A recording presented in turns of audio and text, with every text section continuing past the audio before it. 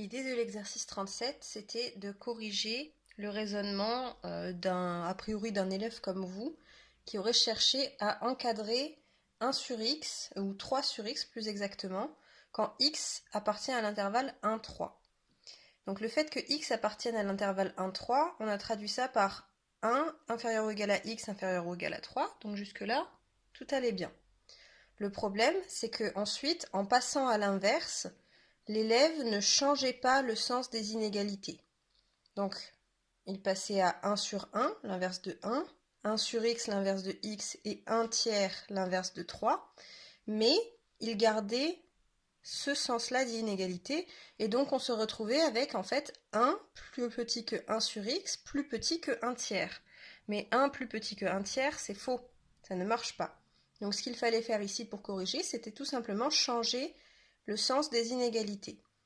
Et donc là, comme on avait x qui est positif, puisqu'il est compris entre 1 et 3, on n'avait pas à se poser la question de ce qui se passe dans les négatifs, donc on pouvait bien juste changer le sens des inégalités et continuer comme ça.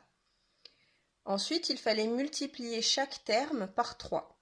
Alors quand on fait une multiplication, il faut toujours se demander si c'est un nombre positif ou négatif. Là, 3 c'est positif, donc on n'avait pas besoin de changer le sens des inégalités.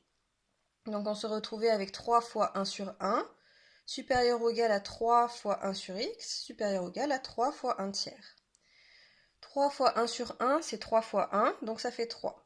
3 fois 1 sur x, ça fait 3 sur x, et 3 fois 1 tiers, c'est 3 sur 3, donc c'est 1.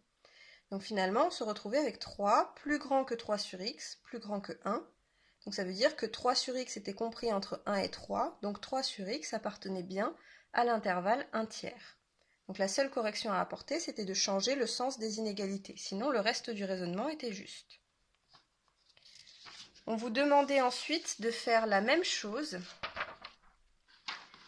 mais cette fois-ci pour moins 2 sur x, avec x appartenant à moins 2, moins 1.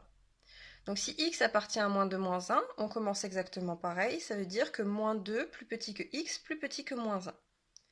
Ensuite, on passe à l'inverse, donc on change le sens des inégalités.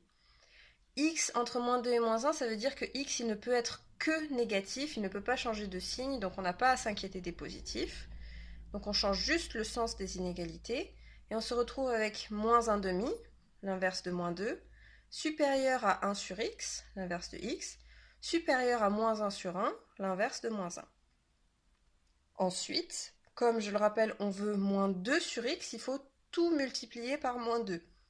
Puisque l'objectif ici, c'est de transformer le 1 sur x en moins 2 sur x. Et quand on fait une opération sur un terme d'une inégalité, il faut faire la même opération sur tous les termes.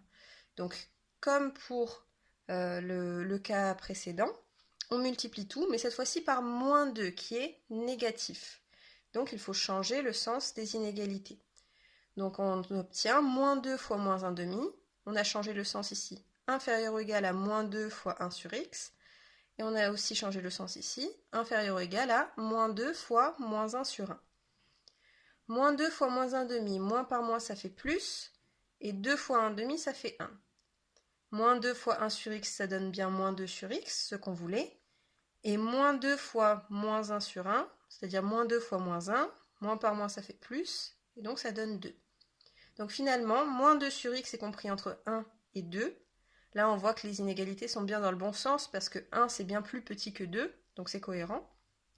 Et finalement, ça veut dire que moins 2 sur x, il appartient à l'intervalle 1, 2.